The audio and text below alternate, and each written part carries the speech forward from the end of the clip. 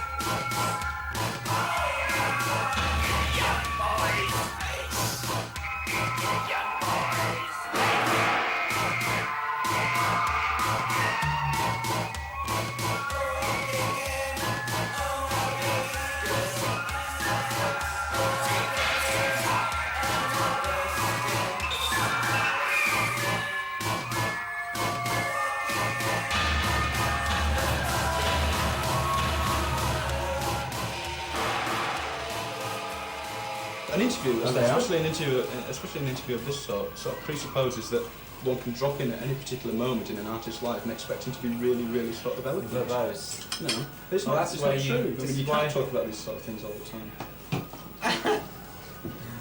Well, perhaps lazy can. But there's no particular reason why an artist should be able to explain and sort of be why he's sort got of like fish eggs on his head. very voluble about what he's doing, like 24 hours a day, especially when you've had no preparation and you've not even been asked questions. I mean, I hadn't even revised. I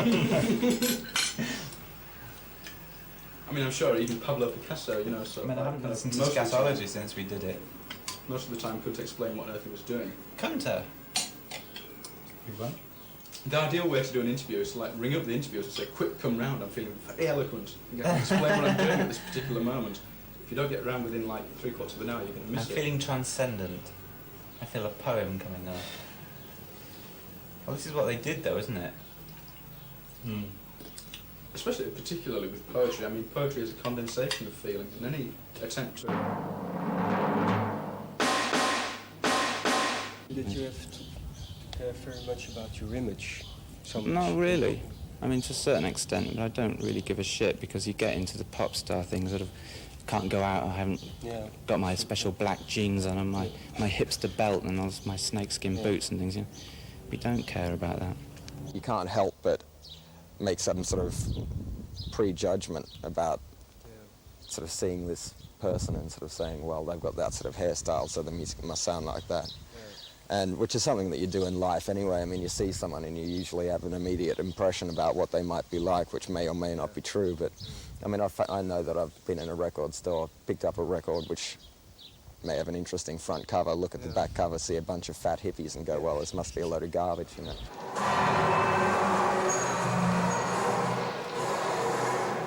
People mystify you very much.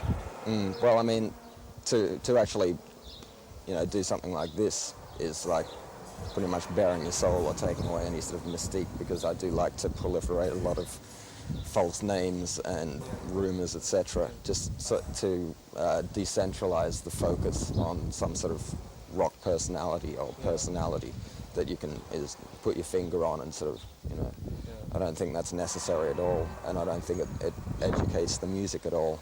You know, you can be aware of it, but, you know, I hate the whole image sort of shtick. really, and I don't think it's necessary or anything like that, you know, which isn't to say that I can't act like a total arsehole if I want to.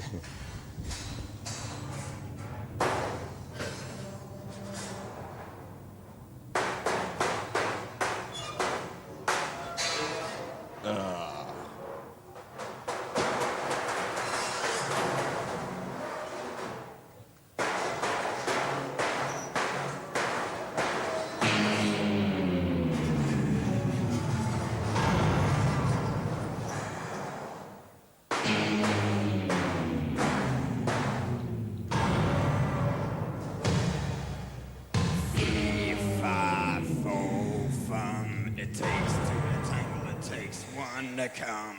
Some things the metal and blood said, like a pound of protection beats an ounce of lead.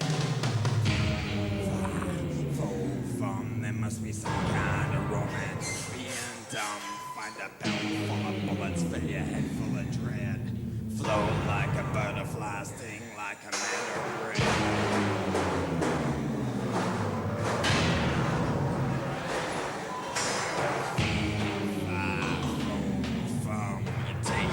Tangle at 1 to 1. If you don't suit you, would better off dead. Cause a pound of protection beats an ounce of lead. 5, 4, fun. There must be some kind of romance in being dumb. Cause the blind lead the blind, lead the blind, lead the blind, lead the blind, lead the blind, lead the blind, lead the blind, lead the blind. And then let a man for himself. People listen to pop music for an easy way out, just for enjoyment of the most shallow and tedious type, really.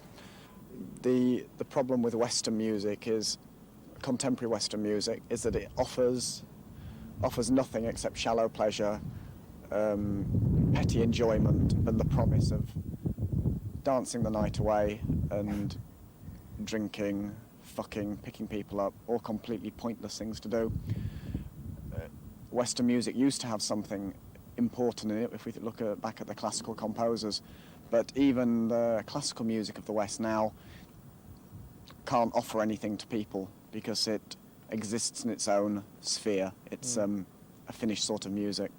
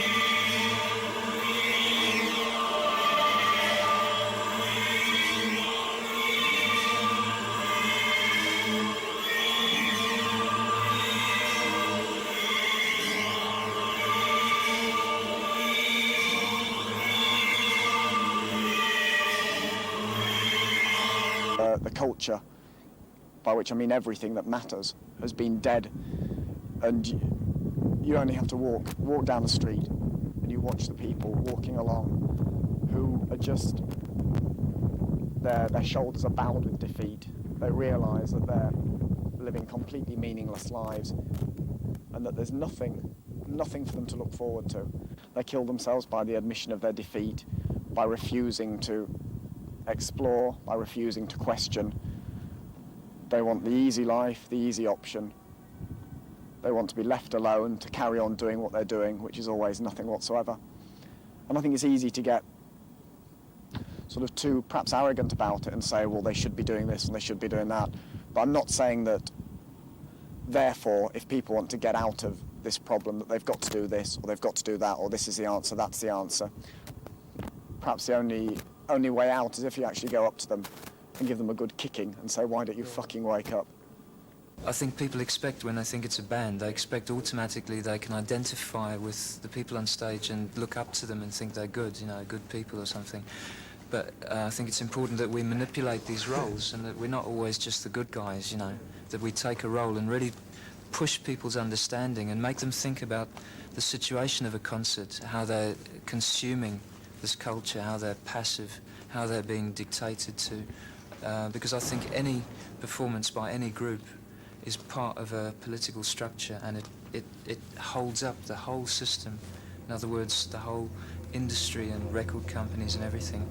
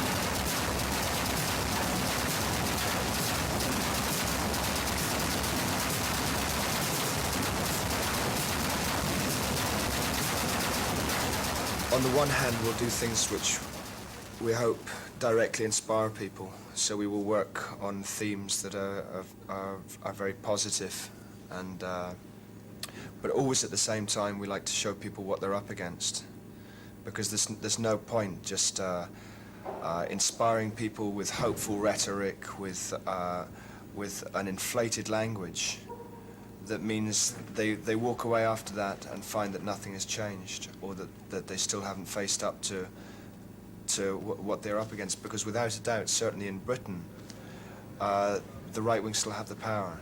They have the power of all of the institutions, the people who hold the strings of democracy, the ones who operate behind the scenes. The power that is within them has not been challenged by the ideology of the left for a long time now in Britain. And so part of our process is understanding the effect that they are having and making people come to terms with it. And to do that, you must show the full weight of power that lies with the opposition. And so it would be irresponsible, as it is often on the news or in the media, to show that power, but always to contain it. They never show the full effect of the way that the establishment operates, because things are very filtered within a democracy, particularly within Britain. The decision-making process is very hidden, and the actual effect of what is being done in the name of democracy it just slips through with a sugar coating. And so we try to, in taking the side of the opposition, we really try to show the true emotion, the true face of the establishment in action. The new LP that I've just completed is a concept LP all about oppression and the various forms of oppression, trying to itemize them and, as a result, analyze them and see how it can be sort of escaped from. Starting off with a kind of personalized oppression, which one imposes upon oneself through various forms, which are sort of intangible a lot of the time, and it might be something physical, just because of your makeup, how you have to handle things, and thus oppressing yourself, to like the sort of oppression that an environment can impose upon you, which is also kind of intangible, because you don't know whether you're succumbing to the environment or whether the environment is imposing that upon you, to a sort of the oppression that can be imposed through, you know, governmental restrictions or like, you know, being thrown in a concentration camp or something like that. And trying to offer some sort of way out in the end as a positive statement, which is basically I can do any goddamn thing I want. And it's portrayed in a fairly willfully violent way, but as a more as an expression, which is a total reaction against all that oppression.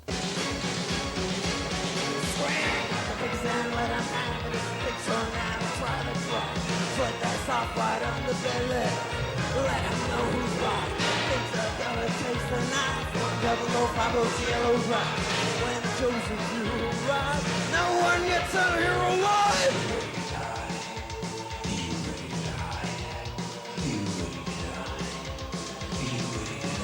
Get the fear! Live forever with the children people. Live forever with the children people. Blast the past. Can't you feel? Live forever with the children people. If you wanna get some kicks from the if you wanna get some kicks from the out of control, I'm gonna explode, gonna explode, I'm gonna explode, gonna explode, I'm gonna explode, gonna explode, I'm out of control, I'm up for road, gonna explode, gonna explode, gonna explode, gonna explode, gonna explode, gonna explode. Yeah, 1926. Yeah, 1926. Yeah, 1926. Yeah, 1926.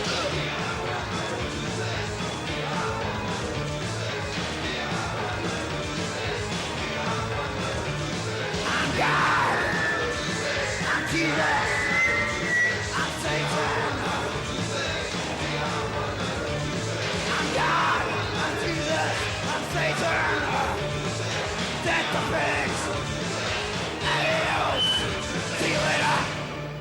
We're also not interested in just a form of escapism like most entertainment, because I mean this in a way is the most effective form of propaganda. Is escapism, entertainment which allows people to completely forget their problems. I think it's a more effective way to achieve a positive feeling if you can work through the worst, the worst realization of what is oppressing you, and then come through that on the other side. Then you've really moved forward.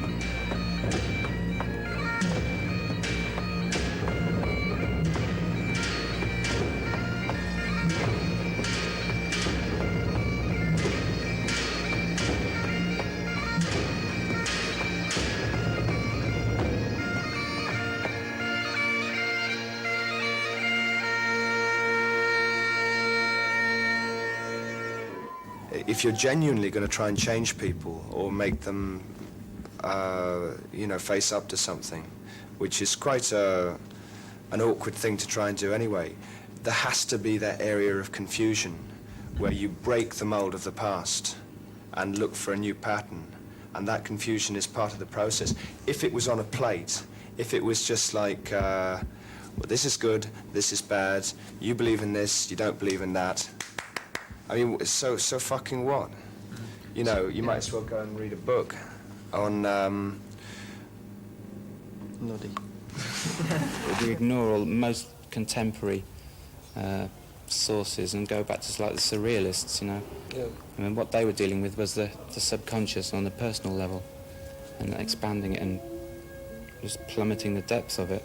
And that's just a very simple act which takes a huge amount of effort and has amazing consequences if you can do it. You know, it's just sort of unleashing something. People don't know how to do it. Yeah. And that's what we are aiming for in some respects. Yeah. People seem to think it's sort of egotistical and introverted to take such an extensive interest in your own mental workings and capacities. I don't think that's true at all. I think it's more of an arrogance to believe that you could ever understand someone else. Anybody else's. Yeah, I mean... You know, I don't know my own particularly. I want to know more about it. You can never really know what other people are doing.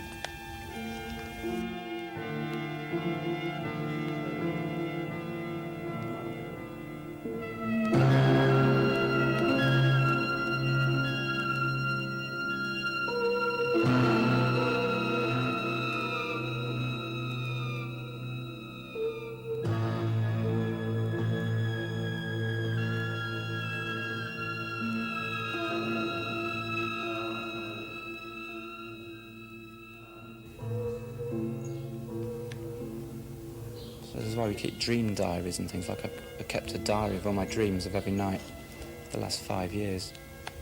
You know, I'm not quite sure yet what purpose it serves, but it's a unique record as far as I'm concerned. If only as a source of imagery as well, I mean, Yeah. Yes. for writing. Yeah. I mean, I couldn't even say that you got to know yourself better through it because it churns up such strange things, you know, you just can't make sense of it. Yes. That's what I like. You sort of utilise the chaos, but we propagate and generate chaos. Not in a sort of punk anarchy way, but mental chaos. So we were saying before, we believed that states of delirium and sort of self-induced madness, whether it be from LSD or schizophrenia, which you know, invoke and make worse. You know, I actually believe that you can strengthen yourself through those things, like putting yourself through it. Yeah. Next on stage, gentlemen, here's Joey.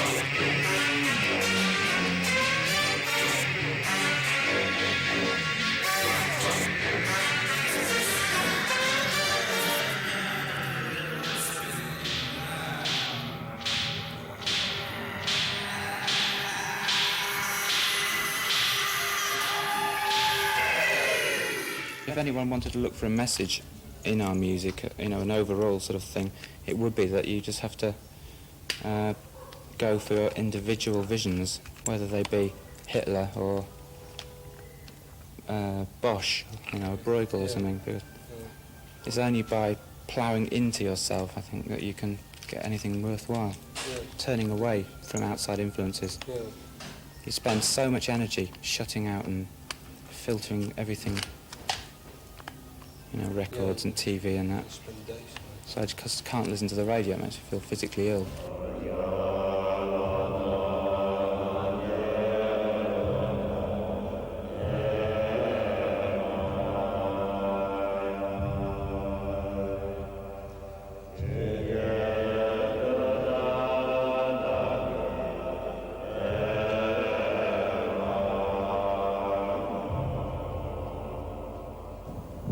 The truly powerful musics of the world don't have to offer anything. They don't have to offer imagery, ideas. They just have to exist. They have to put forward the sound that they make, and that is enough in itself. they don't have to go on and on about how strange they are, how weird this is, how progressive they are, how different they are, investigating things which have never been told of before. But the West doesn't realise that there's a whole culture that was thousands of years old when we were still running around with mud on our faces. And we look at these cultures and sneer at them, but they have everything to offer, and we've got nothing left except the corpses of an entire civilization.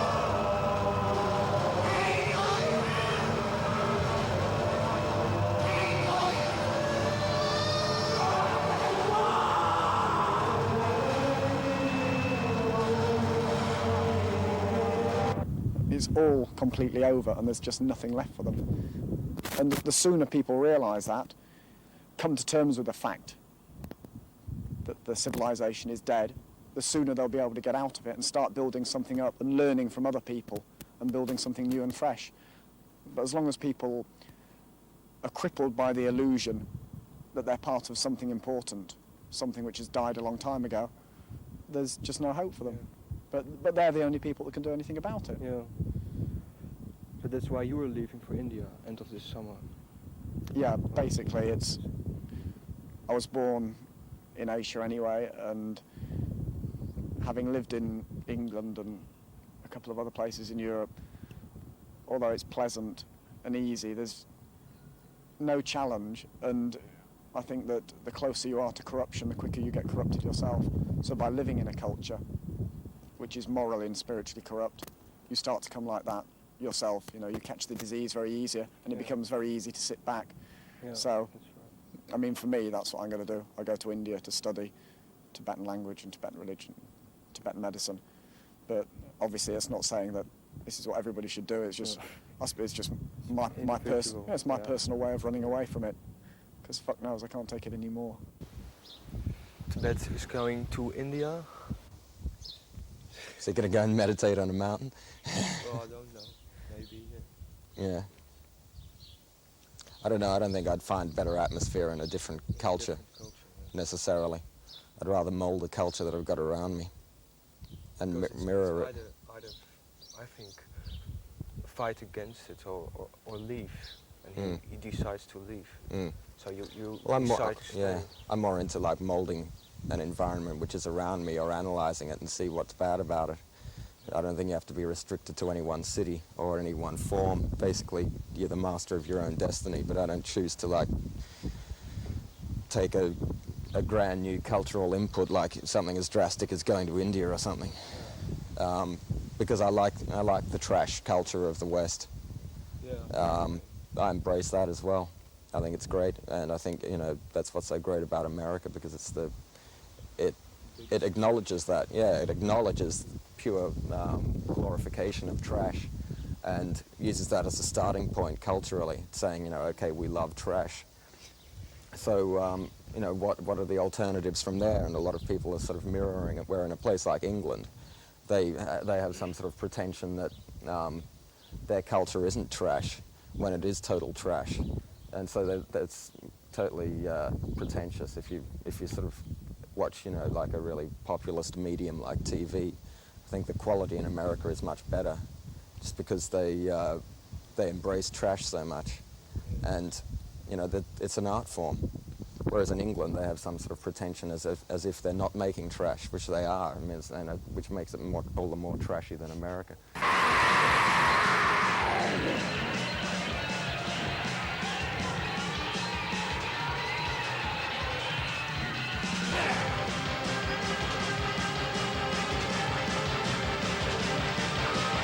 Get the scum out of my hands.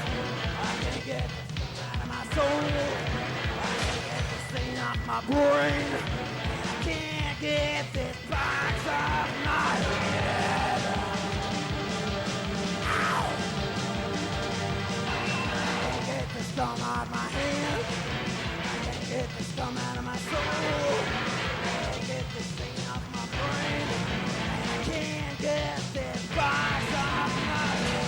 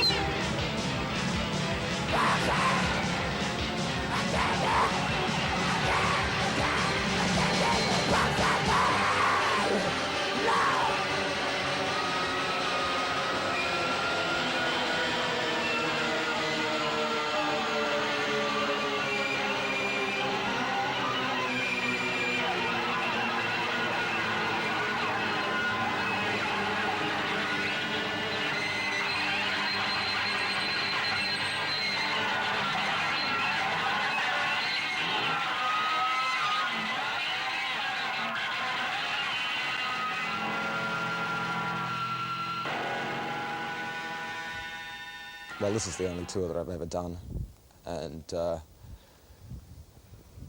what I'm sort of observing at the moment is that the whole Foetus phenomenon is almost becoming like, not so much self-parody, but I'm very aware of the rock elements in it, and I'm embracing that at the moment, and the greatest manifestation of that is to do a tour. Once I've done that, I don't feel the need to repeat myself and do another tour or carry on going album tour, or anything like that, you know. It's, you know, I want to make a definitive statement once I've made it. What do? Make another definitive statement, I guess. But I don't want to repeat myself. I mean, you know, how many rock LPs does the world need?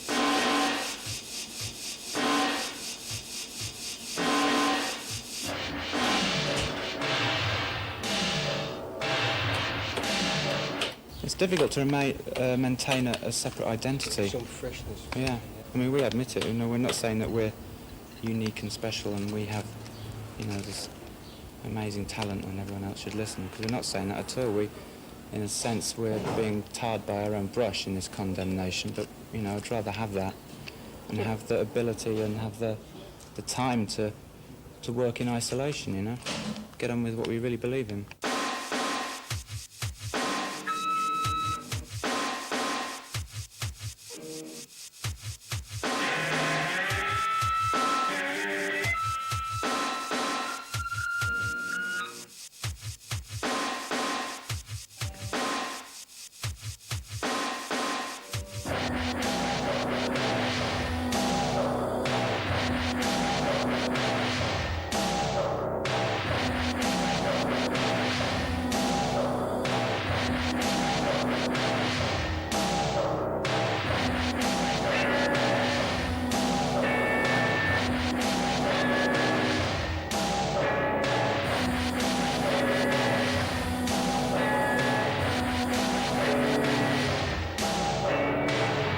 The first time we've stood in front of a video camera and said these things. We've had numerous opportunities to play huge festivals in Holland and in America. We've been offered to play the Palladium, which is like the biggest nightclub there at the moment.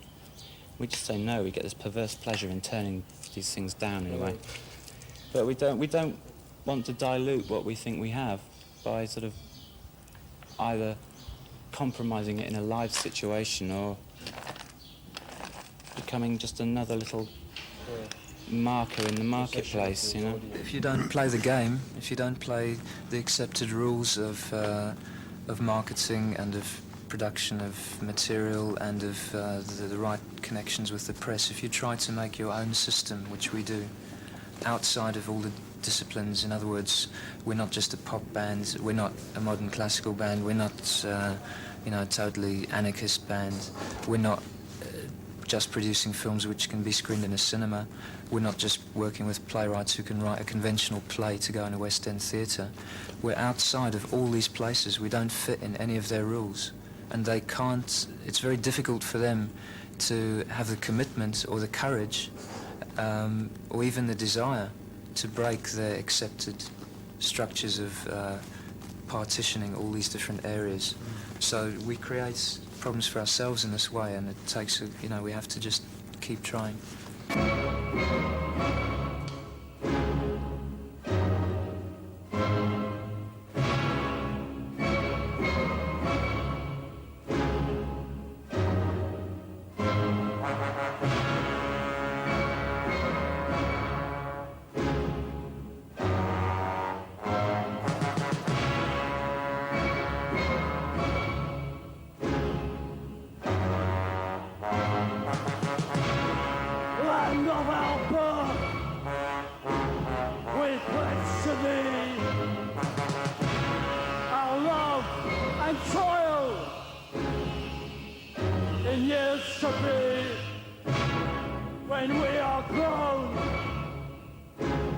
And take our place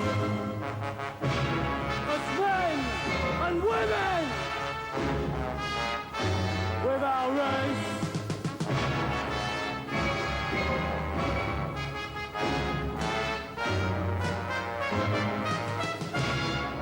Land of our birth, our faith, our pride.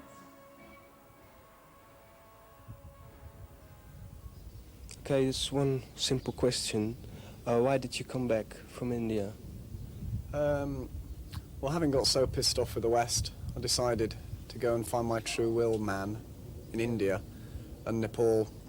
And when I got there, having been there before, I realised how much things had changed, and the place was just crawling with hippies, crawling with Western and Eastern hippies, the Western, of course, being by far the worst, and fake gurus, lamas, whose only interest seemed to be in conning as much money out of people as possible. Their main point of interest in this world seemed to be what sort of watch you had on. The fact that most of the Buddhist monks I met, the young ones, all seemed to have guitars and play Jimi Hendrix all the time. I thought this is obviously not the place to be.